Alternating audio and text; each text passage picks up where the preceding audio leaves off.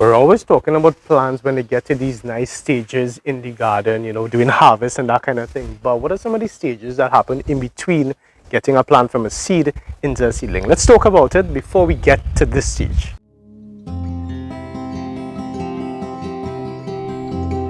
Hello everyone, thank you all so much for joining in. This is Dylan from the Trinidad Gardener channel, and I'm so glad that you all made it for this video because I spend lots of time on the plants when they're at their ending stages of life or when they're mature. So I'm picking from it, so we're doing harvest, and then it's maybe when I'm planting in. But there's some stages in between that are a little bit less sort of fantastic to talk about.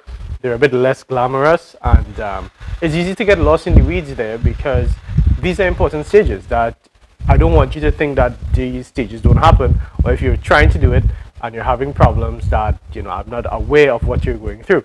And one of the stages that we're going to be talking about today is the stage from having had your seed, planted your seeds in, and then you have multiple seedlings in a container, and you want to transplant it. So what do you do now?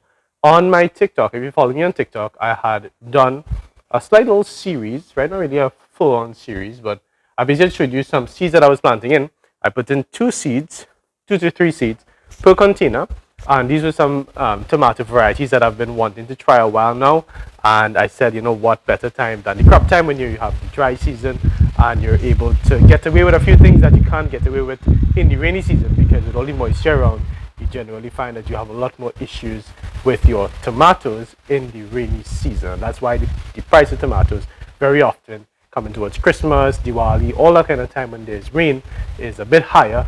In addition to the fact that there's more demand for it, there's also the environmental factors that play a big part in the price. Now, I showed you all the seeds, planted the seeds in, and the seedlings have come up. Now, I wanted to transplant these seedlings since 7 days now, so basically last week, but I didn't get time to film the video, and I wanted to film the video, so these stayed in the container a bit longer than I normally would leave the tomatoes. Not that it can't stay in the container, but it's not good that I keep multiple seedlings of this size inside one little container like this, because you're going to notice, this one has got it, but this one is even worse. Let me show you all one that's really bad. Yeah, so over here now, on the leaves, there is leaf miner taking place, and leaf miner is a little tiny insect that we can't see. Well, you can see the traces of it. It looks like somebody has taken a white marker and drawn, if they make white markers, and just kind of drawn on the leaves itself. And that basically is due to the fact that these plants are starting to get too old inside this container, because what's happening is these are very young roots. They're very young, they're vibrant, and they basically want to escape this little box that I have them in.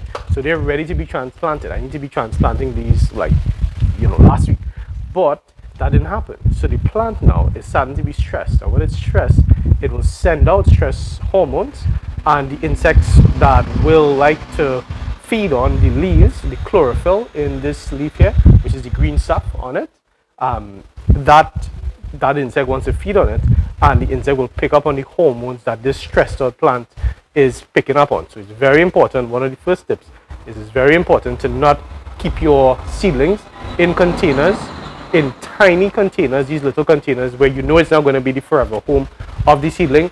It's good to get it planted out, I would say, from the time the seeds germinate, between 2 to 4 weeks from that time.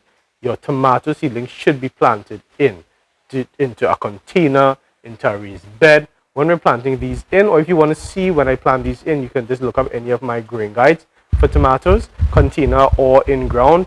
The point is you need to get it to a place where the roots have maximized their limit here. They've basically gotten to their limits, they've exhausted their limits, that's what I'm looking for, and now they want to spread into a bigger space. So they need either a big container, a big pot, a big bucket, or they need to be put into the ground or in a raised bed, or however you're planting them. Just don't leave them in here for too long. And even if you're not timing it, which is fine, we get busy, it's hard to keep time sometimes, just look at the top of the seedling. When it's nice and green, okay, it's happy. From the time it starts to look like the leaves are starting to get a little bit sickly, they're getting leaf miner, maybe they're getting a little bit yellow, transplant them. And to be honest, by the time you transplant it, it's going to be fine. The issue is going to be entirely resolved because the plant is just going to get that boost of new nutrients that it's getting. It's getting that space to grow. It's not feeling cramped up. And these leaves that are not doing very well, they're going to clear off. Either they're going to drop off, or sometimes, like if it's yellow, it'll start to green up.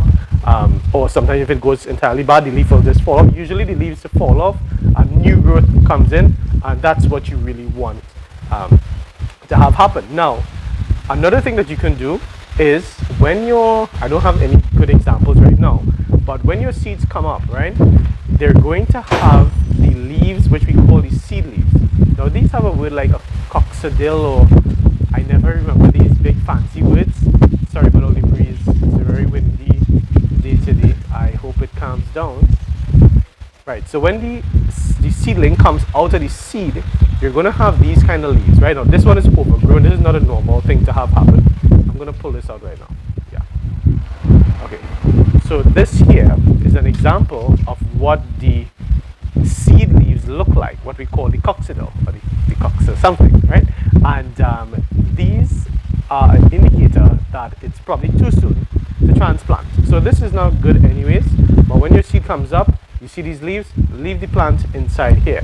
Then when these leaves start to die away, for instance on this one here, this is the seed leaf right here, right? You see this one is falling apart. And then this is the actual, this here is called a true leaf. This true leaf is what is a good signal that this plant is starting to get a bit more mature and the roots are growing. You can check the bottom because you should have a drainage hole, at least one, to see if roots are showing up. And yeah, I do see roots over here. And with that now, I know that this is ready to transplant. So this one I'm going to be transplanting very soon. It's just one, but I did want to show you all what is the process if you have, like in this case here, two successful seeds that germinated, that came up. They're both looking fine. Well, they were looking better a few days ago. As I said, it's too long inside this container, so then the roots are starting to compete now for nutrients and for space. This one is a small red cherry tomato. I'm very excited about this one, but I can't leave it like this. And even worse is that I have a few like this one here where we have like 3 plants together. Luckily, this one isn't doing very well. It just didn't form properly, so I'm just going to be separating these two. So let's talk about the process for separating these tomatoes. So this one I'm just pulling from the top because I don't care about the plants. So not that I don't care, I mean, yeah, I don't care, but it's not nice to say I don't care. So I'm just going to rest it over there. That's not worth anything now, right? So what I would do is to separate these two. These are 2 healthy plants and I want to have both of them, and I can't keep both of them like this together because they're going to compete with one another and it's just not going to be a good situation. They're going to be fighting. So I will be taking them out, but I can't pull them out because if you pull it out like this, you just yank it out, it's going to rip the roots that are going all the way here because you can see roots at the very bottom. So I'm going to be squeezing the container. Yeah, I know styrofoam isn't the best, most just sustainable way to do your seedlings. To be honest, I'm always using these styrofoam cups where I get it free. So family members, whoever, they just have it. It's already bought, and I'm making use of it in my garden. And to be honest, I use them multiple times. This is the second time I've been using these. I have one there that's kind of going green with moss. I still use it. So I'm using it multiple times. So it's not just a single-use styrofoam. So of course, it's still not the best way to to have your plants. Not the most sustainable, not the best for the planet, but we have to use what we have nearby, and it's better that it be used in the garden for at least something than it just be produced and then just throw away without having been used for anything at all. At least this way I'm keeping it at bay from going into the landfills. Okay, so now that I've squeezed the cup, I just pop the bottom here and you can see that is the root ball. Okay, so here you have the root ball, and now we have to do a further step, which is separating it. So you want to be very careful, right? Now, if this was a plant like cucumber or pumpkin, right, where the root ball it's a lot more, I find it to be a lot more active. It's a lot more just sort of Just very, very brutal the way that it takes over the pot and it fills up. I would be washing out all these roots and then transplanting it. But because this one here, the way that it is, because it's not too bad, I'm just going to start loosening out this. Okay, just loosening it out. Now the roots are also so extensive again because I left it for so very long. Right, and now I'm just massaging. I'm just massaging. I'm not trying to rush anything. And I'm trying to preserve as much of these roots as possible. Alright, so I'm just massaging, Good. And now I'm going to start trying to make a little division here. Alright, trying to make a little slight division. Now this is specifically what I do with tomatoes, alright? Now, if it wasn't tomatoes, if it was something else, the process would be a little bit different. But what I would recommend if you're trying to separate anything, like your cucumbers, pumpkin, zucchini, right? Or if you're even trying to separate maybe watermelon seedlings, a lot of those that have this, the plants are designed to be a bit bigger, so they have a much more active, powerful root system. Then I would not be separating it like this, but I would actually be putting that entire thing in water, washing out all the soil till the roots themselves are the only thing there. Then I would start to separate it out without any soil, just water, and then from there you transplant. But here now, I have my two plants. You have to be patient with this, huh? You have to be patient and be very careful because you don't want to overdo the roots. But you can see here, I have a lot of roots still intact, so that increases the chances of my plant bouncing back. Now, from there now, I'm going to take the exact same container, and so this is a Roma tomato, right, which you all know I love the Roma because it's really good for making your Italian sauce, your homemade Italian sauce, your pasta marinara with your homemade Roma tomatoes. Amazing, right? And instead of this, I'm putting a soil mix. Now, this soil mix here was 100%, not 100%, it was 70% Pro Mix, which we call in Trinidad Pro Mix, which is just a growing mix, has vermiculite, perlite, some limestone, peat moss, that's mean plant organic material in it. So that's what this was, 70% that and 30% worm castings, right? So a lot of this is worm castings, basically worm poop, which is amazing for your plants, really good, nice boost of organic fertilizer, nitrogen specifically in the first stages of your tomato growth. And now, even though I'm using the same container, I'm using a different mix of soil. So what I have inside this container here is I have a mix of some wood compost, I have worm castings again, I have some organic fertilizer in here, which is the biotone, garden tone, something like that, right? I've showed you all that one already. It's very optional, but I just like that it has the microorganisms, which are very beneficial for your plants. We talk a lot on this channel about microorganisms because that's how we grow in an organic garden. And in addition to the Promix, the worm castings, the organic fertilizer, I also have some well-cured cow manure. So if you are familiar with cow manure, you're probably going to be panicking a little bit because why would I put manure in a plant that's so small? I could burn the plant. This manure has been curing at this stage now for a year and probably 2-3 months. At this stage, it's less of manure as it is just purely soil, and I treat it as such. So that means that I could sow seeds inside of that cured manure. You could sow seeds. It's one of the best ways to sow seeds. If you can't get Pro Mix, you can't get growing mix, seed mix, whatever the case is, you don't need any of that. You take your cured cow manure, put your seeds in that, and I don't think there's anything probably better than this pure cow manure that's well cured, 6-7 months of curing. That's good for growing seeds. That it just works amazingly. I don't know.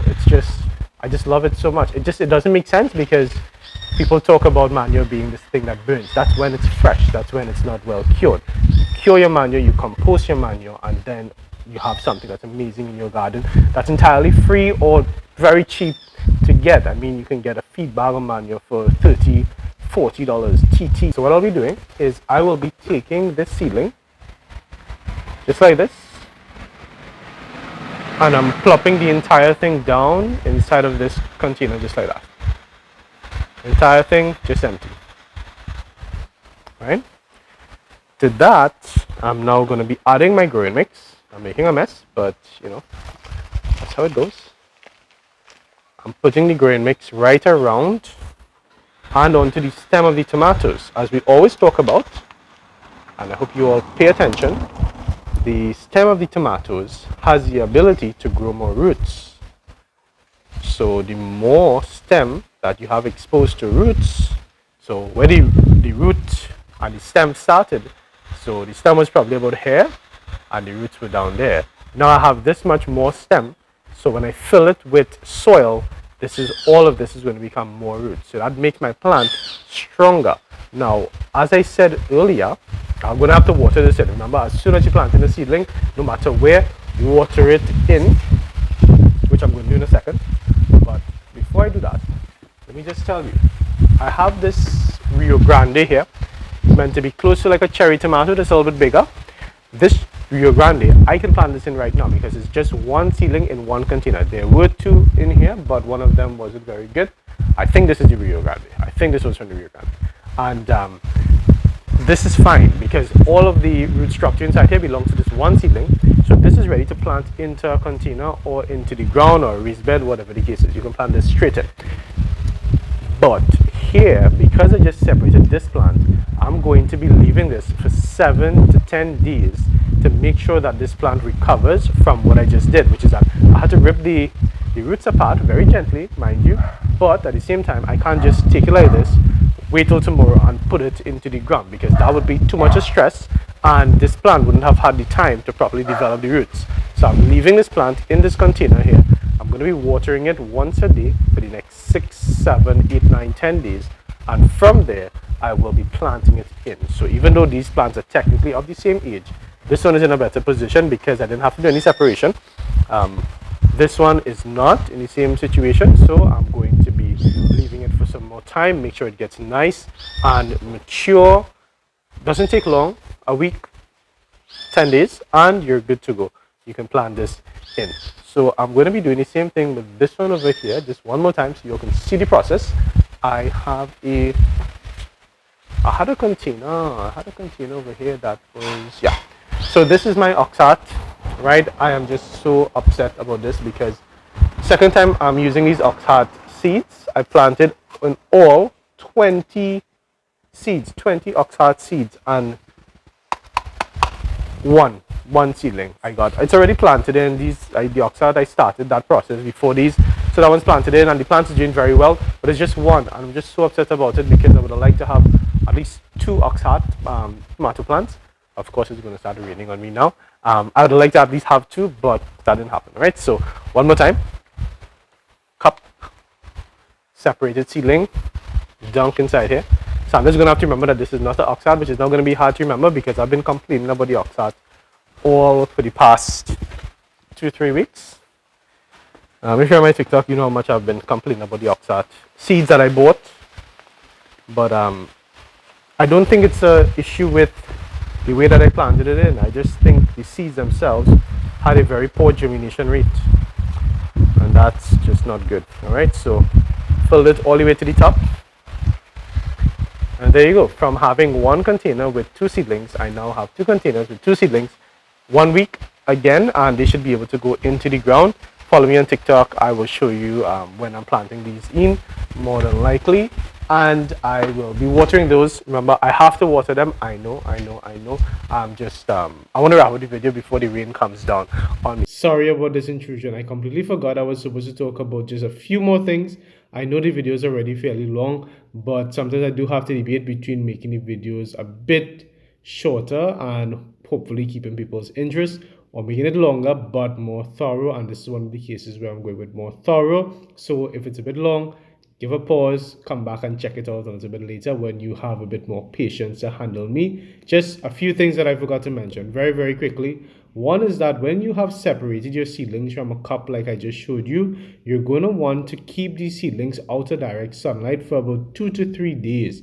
The reason being that the seedlings roots are still kind of developing and spreading and getting used to the stress that I just went through from being separated, because some of the roots, as much as I was careful, will have been a bit ripped, a bit stressed out. So you keep it out of the sunlight. So you put it somewhere like in a garage where it can get a little bit of sunlight, but not too much direct sunlight, just to give it enough time to recuperate. Another thing that you want to be careful about, because the roots have just been fairly separated from the soil where it was accustomed growing from seed, that's where it was growing. Now it's been uprooted and transplanted. You're going to want to keep it away from too much of wind. So you all saw in this video, it was so windy, and that's not good for these seedlings because the roots don't have any structure just yet, because they're now having to get accustomed to a new home. So you're gonna have to be very careful with that. And the very last thing is that you do want the seedlings to start to get sunlight, but wait until 3 days, and then from the fourth day you can take it out, let it get maybe 4 5 hours of sunlight, and then after that, maybe after 7 days, put it out for all the time and it will be fine from there. Make sure it's well watered. I watered these seedlings right after. I was supposed to show you all a video, but I'm unable to show you all a video of me watering the plants right now. But you can just trust me that the plants are watered, and if they weren't watered, they would have died and you'll never see them again. But follow on TikTok and you will see that the plants are doing fairly well. The roots are hopefully spreading and the greenery is going to be coming back. So I just really hope that you've enjoyed this process. I really hope that you've learned something from this video. I hope it was enjoyable, but more importantly, I want you all to be learning stuff from this video here. Here I have a big rainbow. If you remember the big rainbow, it's a big orange tomato that I had grown. This is from my seed that I saved from that plant that I did when I did my heirloom tomato garden tour. That's my very first garden tour on YouTube. So I'm very happy to be using the same seeds to grow the plant, and just hoping for the best that we have a nice bountiful harvest. You just have to hope for the best and just do everything that you know what to do, and you just hope for the best from there. So remember, if you know somebody who'd be interested in this kind of information, somebody who really wants to grow from seed as well, which is one of the best ways to be self-sustainable, then feel free to share this video with them, and feel free to follow us on Instagram, TikTok, and on Facebook to see more content coming out of the Trinidad Gardener's Garden. Remember, you can also tag us on any of the platforms: Instagram, TikTok, Facebook. We're so happy to see what you all are getting up to when you all show us your gardens. It really does motivate us, and it just makes us so happy to see you all practicing the stuff that we're talking about here in your real lives, and spending time with yourself, with your family, with everybody around. Remember, as always, this has been Dylan from the Trinidad Gardener channel, reminding you to get up and get green. Take care.